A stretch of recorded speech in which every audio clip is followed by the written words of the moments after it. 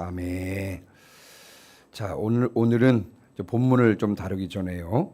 사도행전 전체 구조를 한번 좀 살펴보도록 할 텐데, 성경 좀 몇 곳을 찾아보도록 하겠습니다. 먼저 이제 사도행전의 주제절이 1장 8절인데요. 여러분 1장 8절 한번 보시기 바랍니다. 1장 8절. 사도행전 1장 8절. 자, 주제절인데 다 잘 아시는 말씀입니다만 1장 8절 같이 읽겠습니다. 시작. 오직 성령이 너희에게 임하면 너희가 권능을 받고 예루살렘과 온 유대와 사마리아와 땅끝까지 이르러 내 증인이 되리라 하시니라. 아멘. 성령이 임하면 권능을 받고 증인이 된다는 것입니다. 증인이 되는데 예루살렘과 온 유대와 사마리아와 땅끝까지 이르러 증인이 된다. 이것이 이제 사도행전의 주제절이고요. 자, 이제 이 말씀 이후에 오순절 성령이 임하고 그리고 권능을 받은 후에 12사도들을 중심으로 한 예루살렘 전도 이야기가 다뤄집니다. 이 예루살렘 전도의 결론 구절이 여러분 6장 7절인데요. 자, 6장 7절도 한번 보도록 하겠습니다.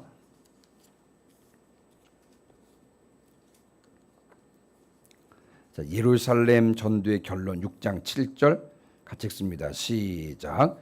하나님의 말씀이 점점 왕성하여 예루살렘에 있는 제자의 수가 더 심히 많아지고 허다한 제사장의 무리도 이 도에 복종하니라. 아멘. 이것이 예루살렘 전도의 결론이고요. 자, 그 다음에 이제 예루살렘을 넘어서 복음이 온 유대와 사마리아에 전해지는 그런 이야기가 그 이후에 나오는데, 이 온 유대와 사마리아 전도의 결론은 여러분 9장 31절입니다. 9장 31절 한번 보겠습니다.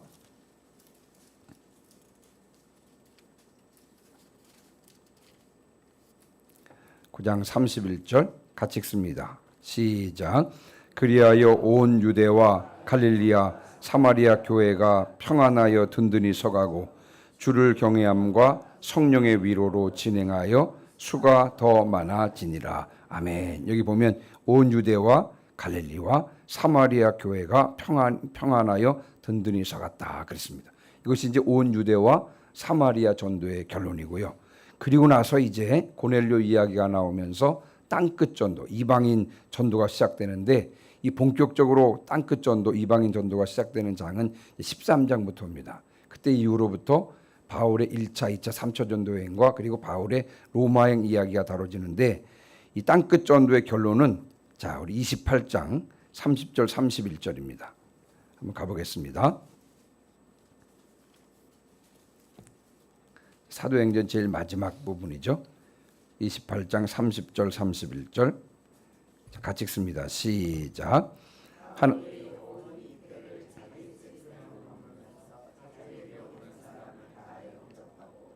하나나라를 전파하며 주 예수 그리스도에 관한 모든 것을 담대하게 거침없이 가르치더라. 아멘.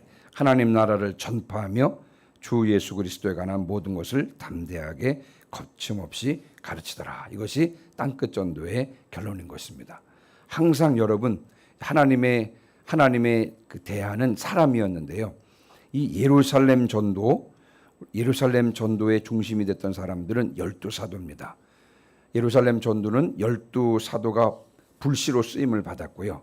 그리고 온 유대와 사마리아의 전도는 스데반과 빌립이 불시로 쓰임을 받았고요. 그리고 이 땅끝 전도, 이방인 전도는 이 고넬료와 바울이 불시로 쓰임을 받았습니다.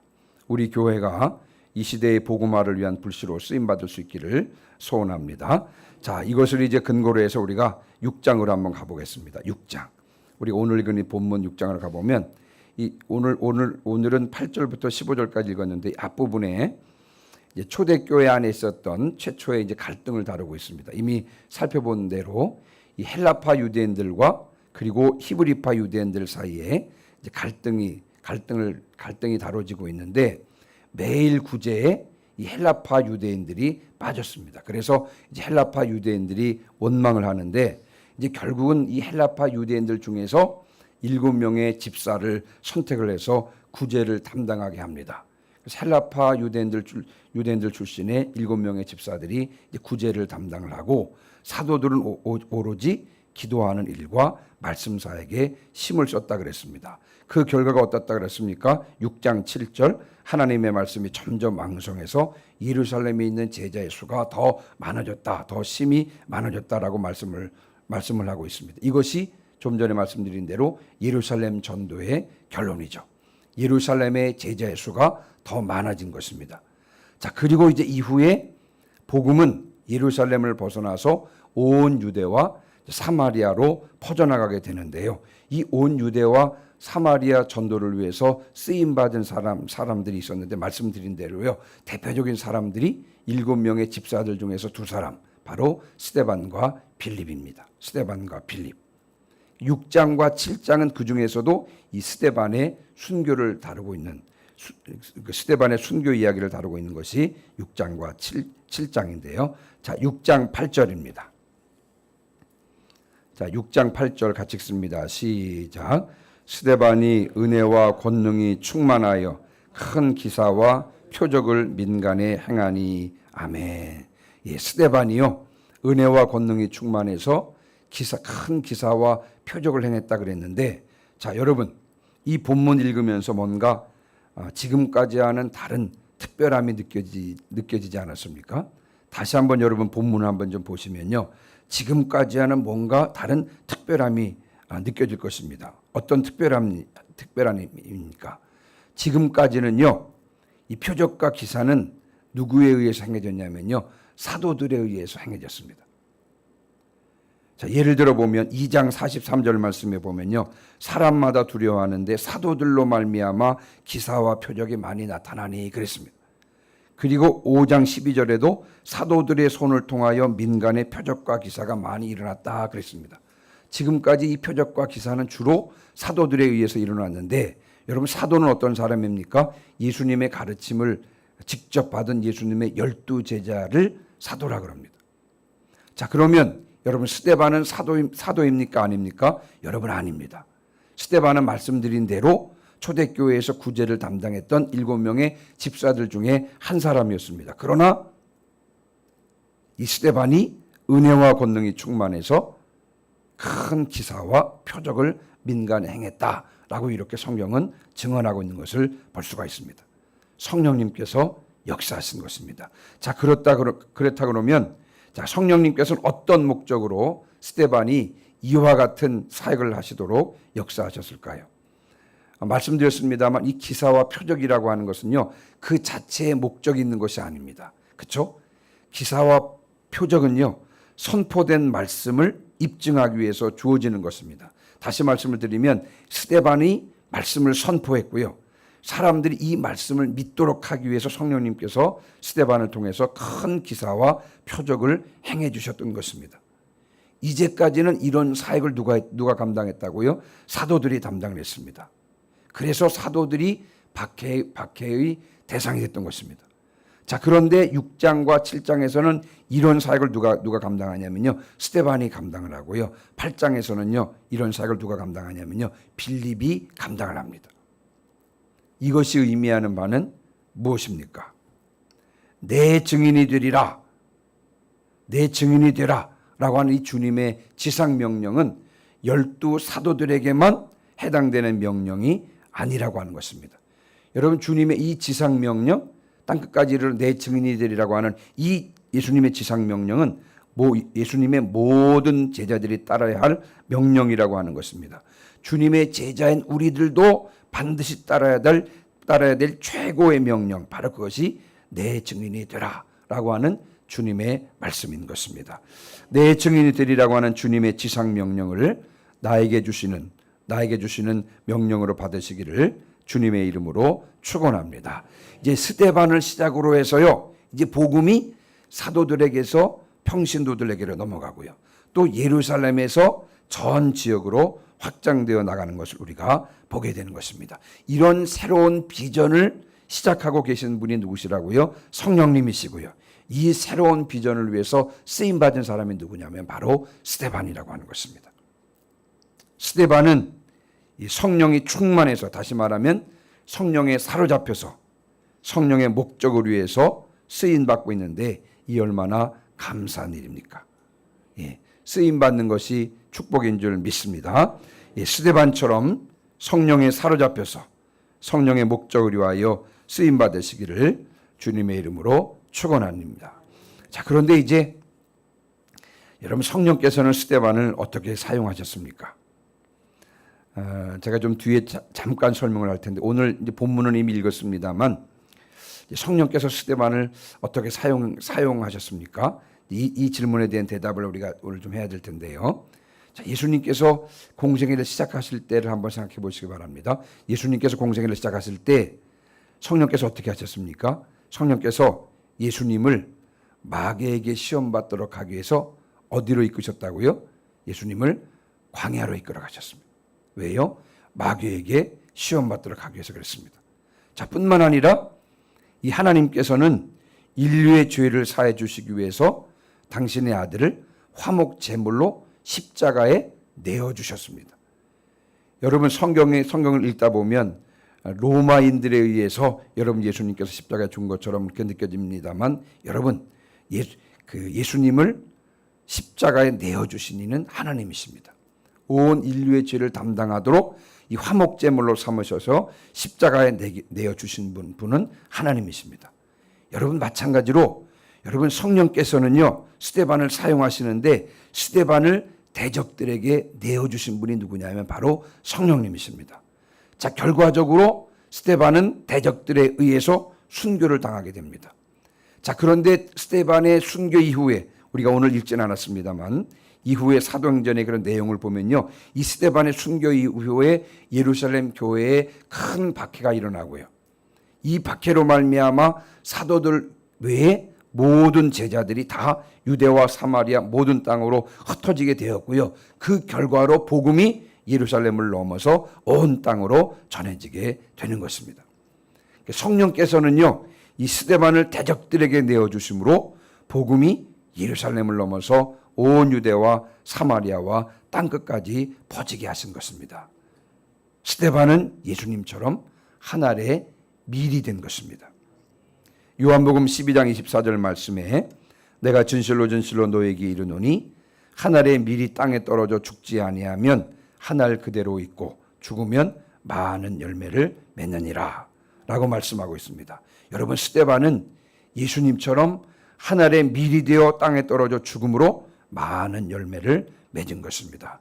스데반은 예수님의 제자로서 예수님의 길, 십자가의 길, 자기 부인의 길, 희생의 길, 헌신의 길을 걸어간 것입니다. 자신을 부인하고 십자가를 지고 주님을 따라간 것입니다. 그 결과로 성령님께서는 스데반이 많은 열매를 맺게 하여 주신 것입니다. 여러분, 스데반은 그의 삶을 통해서 믿는 우리들이 어떤 길로 나가야 할지를 분명하게 제시하고 있는 것입니다. 그 길은 바로 예수님께서 가신 길, 우리 또한 예수님께서 가신 그 길을 따라가야 하는 줄 믿습니다. 우리도 우리 자신을 부인하고 내 자신의 십자가를 지고 주님을 따라가야 할 줄 믿습니다. 그렇게 할 때에 성령께서 그 길에 풍성한 열매를 부어주실 줄 믿습니다.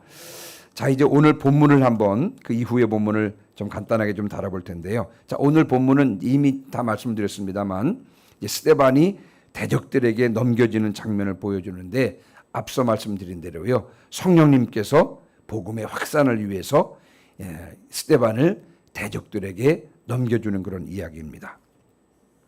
자, 우리 8절 읽었고요.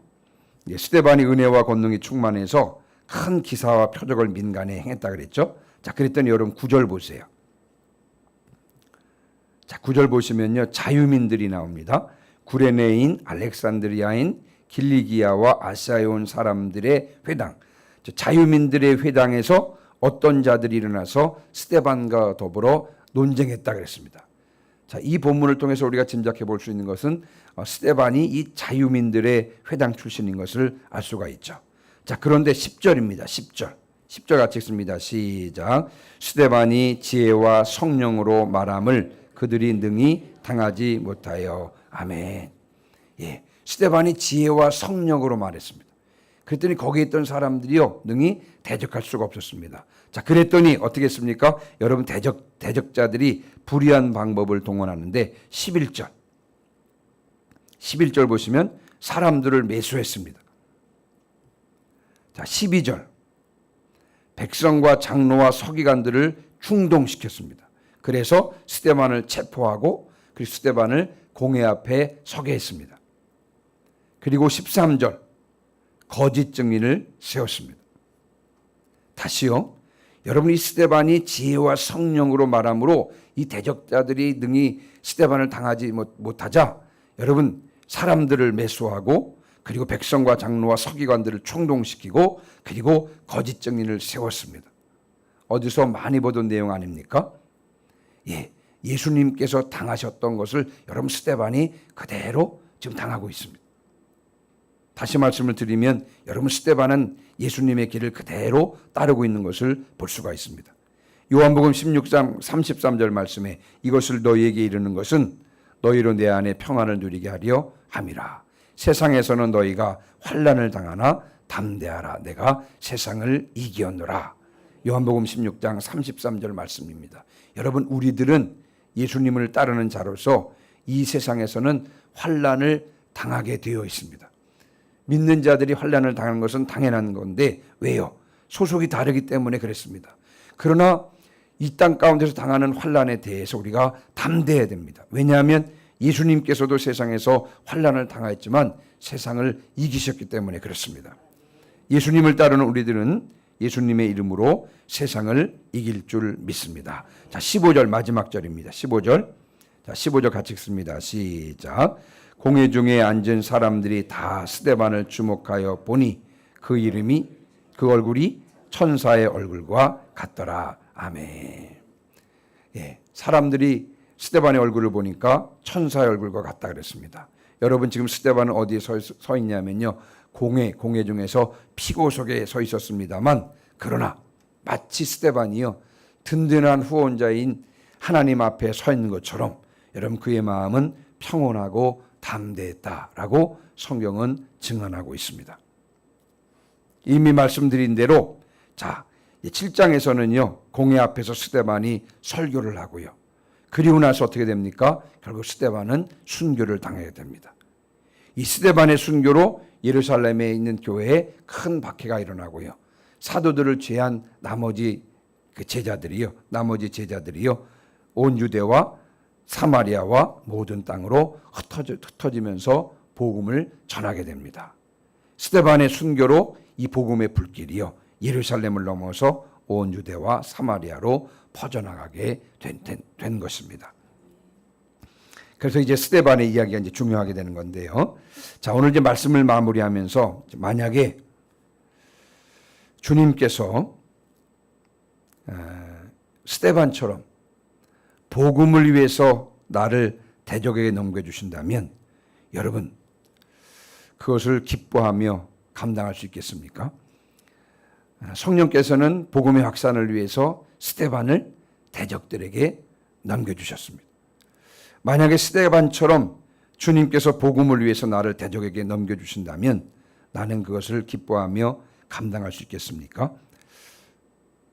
잠깐 동안 좀 두려운 마음이 들긴 했습니다만, 그러나 여러분, 두려워할 필요가 없습니다. 왜냐하면 그런 상황이 나에게 주어진다면 주님께서는 또한 감당할 수 있는 담대함도 주실 줄 믿습니다. 이 아침에 우리는 이렇게 기도해야 될 줄 믿습니다. 주여, 주님의 손에 붙잡힌 바 되어 쓰임 받기를 원합니다. 주님의 나라 확장을 위하여 나를 사용하여 주시옵소서. 이 쓰임을 감당할 수 있는 능력도 더하여 주시옵소서. 이와 같은 기도를 드리는 이 새벽 되시기를 주님의 이름으로 축원합니다. 아멘.